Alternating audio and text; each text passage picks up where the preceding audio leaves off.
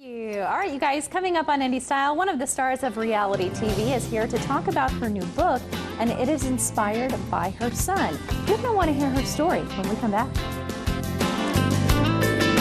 Indy. Tracy, thank you. Well, she is a mom of three, a realtor, and a reality star. Gwen Boyd-Moss joins us this morning, and you're adding author to that already busy list, Gwen. Adding author. I like to keep busy. I'm something like the Energizer Bunny. Oh, absolutely. well, you know, speaking of Energizer Bunny, I know a lot of moms out there watching might think, my goodness, how does she do it all? It is tough balancing mama duties and being an author and the reality show. I mean, it's a lot, isn't it? It's a lot, you know, but I guess the benefit of it, you know, having a child with autism and him always having to have all this structure, I've kind of always been that way. So, you know, just busy and always having something going. So, honestly, I just don't know what my life would be like if I had to be still. Yeah, constantly busy is always a good thing, having that routine. Well, I know that on your show, Selling It in the ATL, you talk about your sons a lot, and you mentioned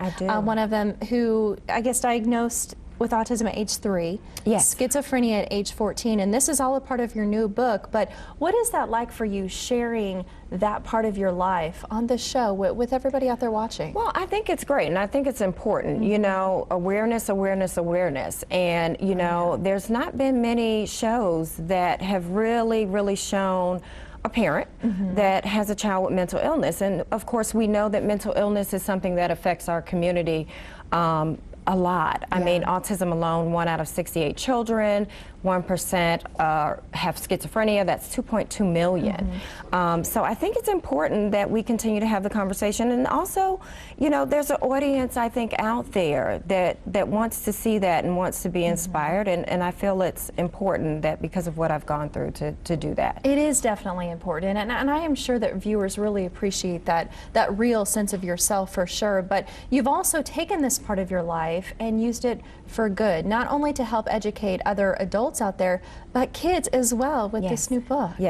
Well, this book, the first one to a series, My Special Friends, was inspired by my younger son, Brandon, and how he actually saw things. So there's 3 additional books. There's Mr. Autism, Can Andrew Come Play?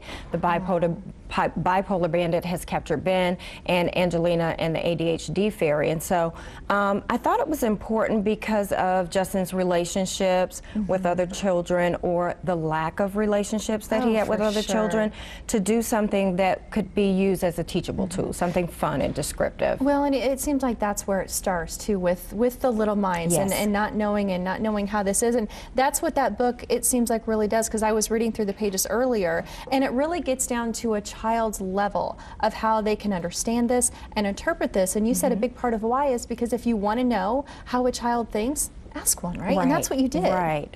It's a great conversation piece for parents, churches, schools to sit down and begin to explain, you know, to children at an early age, and hopefully prevent some of the bullying that we see when they get older, because they don't understand. They don't know why that kid is throwing a chair in the room or having a tantrum.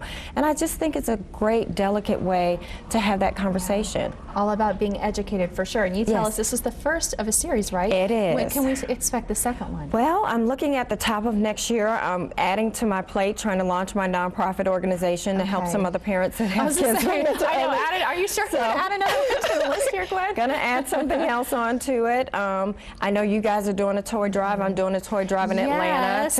And speaking of Gwen, you brought us a little something this morning. Well, I'll tell you, I thought it was a great opportunity. I have all boys, so for years all I bought was Tonka trucks and things like that. So it was a great opportunity for me to actually go buy a doll. It's a good thing my daughter's not here. She'd be mine. And then, of course, I'm going to throw in the book to donate. Wonderful. And when you're reading a book, everybody needs a teddy bear. So we have the teddy bear too. Adorable, so cute. Well, Gwen, I'm going to set these up here. Thank you so much for coming on. We're going to put all the information about this book and how people can take part of this and maybe buy it for a loved one if they'd like that on our website. That would be indystyle.tv. Thanks again. Thank you, Amber. All right, you guys, up next, one of the